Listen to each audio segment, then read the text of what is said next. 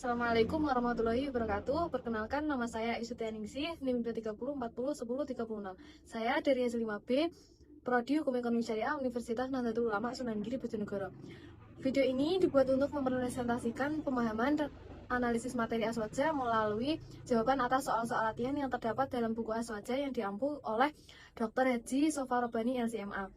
Adapun materi yang akan saya bahas dalam video ini yaitu kaidah al-tarku la yunfizu hukman, yang artinya tidak dilakukannya suatu perbuatan oleh Nabi Muhammad SAW tidak secara otomatis menunjukkan keharaman perbuatan tersebut. Menjawab soal yang pertama, apakah yang dimaksud dengan kaidah al-tarku la yunfizu hukman?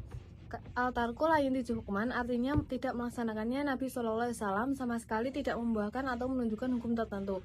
Dalam bahasa Arab, tidak melakukan disebut al-tarku. Seorang pakar bahasa, Ibnu Faris di dalam kitab Mu'jam Maqayisnya menulis bahwa makna dasar kata al-tarku adalah al-taqliya al-syar'i atau mengosongkan dari sesuatu.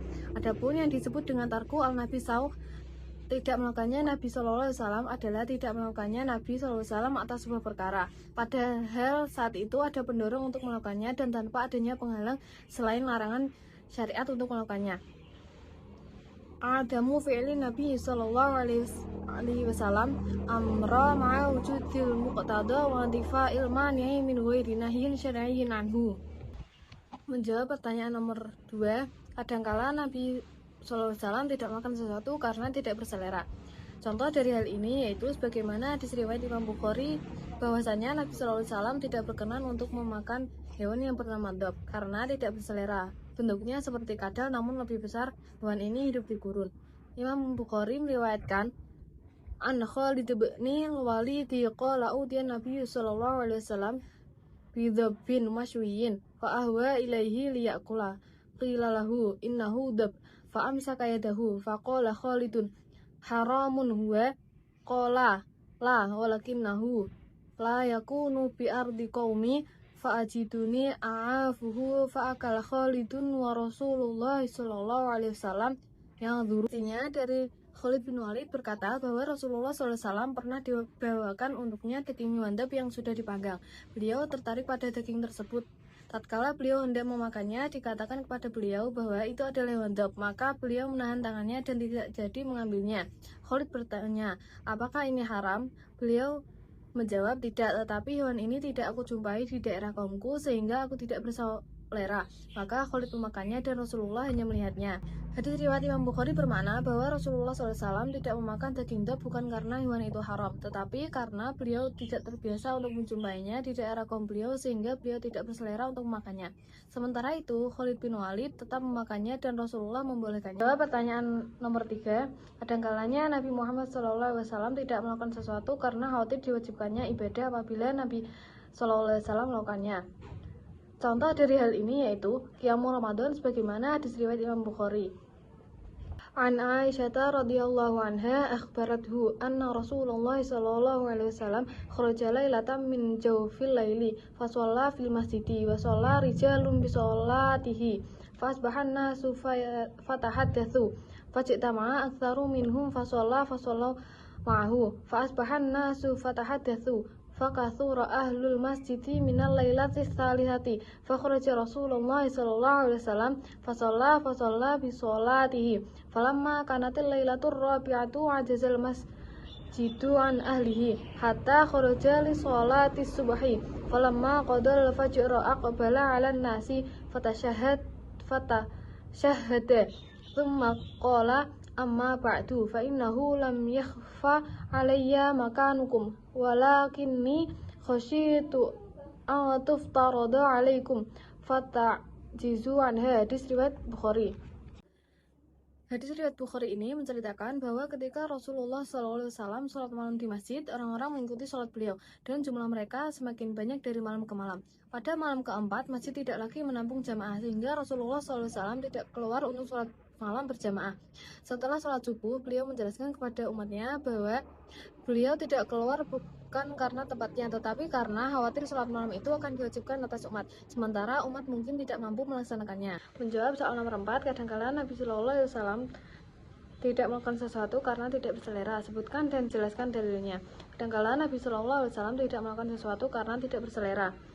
Contoh dari hal ini adalah sebagaimana hadis riwayat Imam Bukhari bahwasanya Nabi SAW tidak berkenan memakan hewan yang bernama dab karena tidak berselera.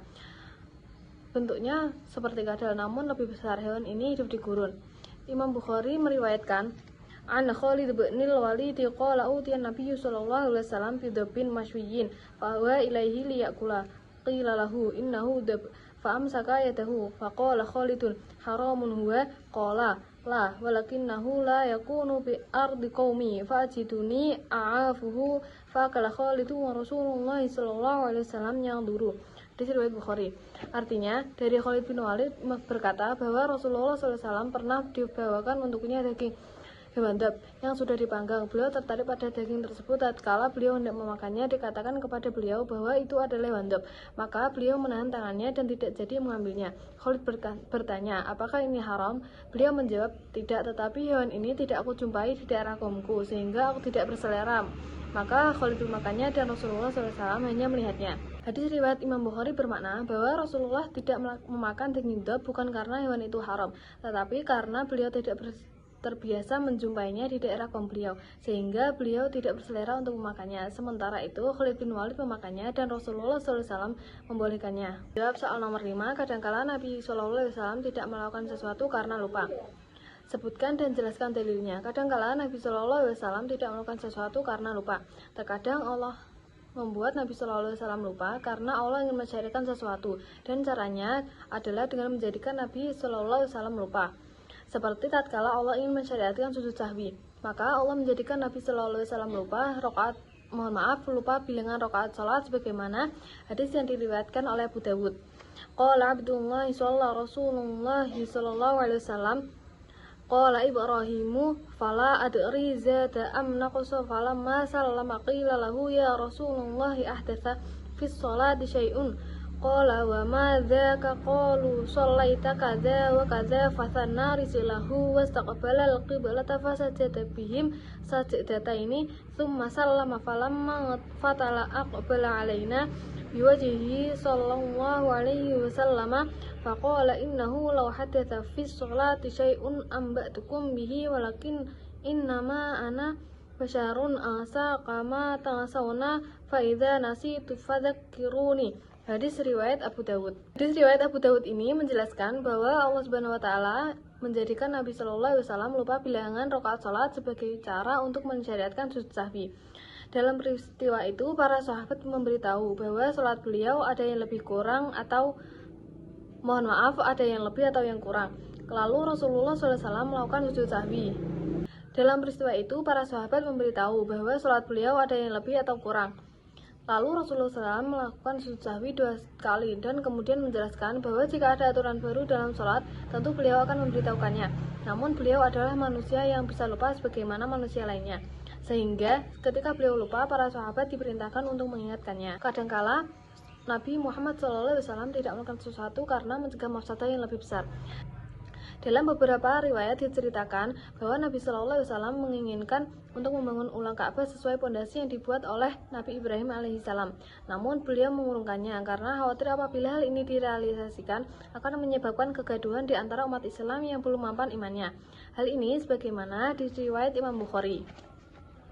An Aisyah qalat qala li Rasulullah sallallahu alaihi wasallam laula hadatsatu ahdi qaumiki bil kufri lanaqattul ka'bata wala ja'altuha ala asasin Ibrahim fa inna quraisyan hina banatil baitas taqsarat wala ja'altu laha khulfan.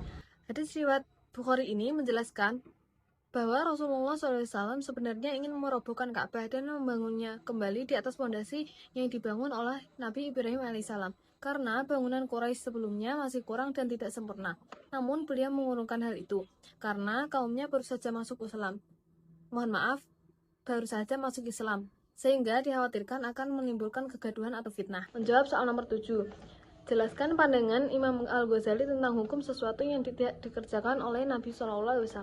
Pendapat Al-Ghazali tentang hukum sesuatu yang tidak dikerjakan oleh Nabi yaitu فَالصَّحِيحُ عِنْدَنَا أَنَّهُ لَا دَلَالَةَ فِيهِ بَلْ هُوَ فِيهِ مُتَرَدِّدٌ بَيْنَ الْإِبَاحَةِ وَالنَّدْبِ وَالْوُجُوبِ وَبَيْنَ أَنْ يَكُونَ مَخْصُوصًا بِهِ وَبَيْنَ أَنْ يُشَارِكَهُ غيره فيه ولا يتعين واحد من هذه الأقسام إلا بدليل زائد فليحتمل الحظر أيضا عند من يزوج عليهم الصغائر وقال قوم إنه على الحظر وقال قوم على الإباحة وقال قوم على الندب وقال قوم على الوجوب إن كان في العبادة وإن كان في العادات فعلى الندب ويستحب التأسي به وهذه تحكمات لأن الفعل لا صيغة له وهذه ihtimalatu muta'al. Menurut kami, pendapat yang benar terkait perbuatan Nabi Shallallahu Alaihi Wasallam adalah bahwasanya ia tidak menunjukkan hukum apapun, sebab perbuatan tersebut berkemungkinan antara mubah, sunnah, dan wajib. Bahkan juga berkemungkinan perbuatan tersebut merupakan kekhususan beliau yang tidak boleh dikerjakan oleh selain beliau. Salah satu dari kemungkinan-kemungkinan ini tidak bisa diunggulkan tanpa adanya dalil yang lain. Bahkan perbuatan Nabi juga bisa saja perbuatan terlarang. Hal ini menurut kelompok yang berpendapat bahwa Nabi mungkin berbuat dosa kecil. Banyak pendapat terkait perbuatan Nabi. Ada yang menyatakan keharaman, ada yang menyatakan mubah, dan ada juga yang menyatakan wajib jika masalah ibadah dan sunnah jika berkaitan masalah selain ibadah, sehingga sunnah ditiru. Menurut kami, ini adalah pendapat yang tidak didasari dalil, sebab perbuatan itu tidak mempunyai sigot, dan ia mungkin dipahami dengan pemahaman yang berbeda-beda dan pemahaman yang saling bertentangan. Kesimpulannya, kelompok Salafi Wahabi seringkali membid'ahkan aswaja anandiyah berdasarkan alasan Nabi Shallallahu Alaihi Wasallam dan para sahabat tidak melaksanakan sesuatu yang dilakukan oleh kelompok aswaja anandiyah.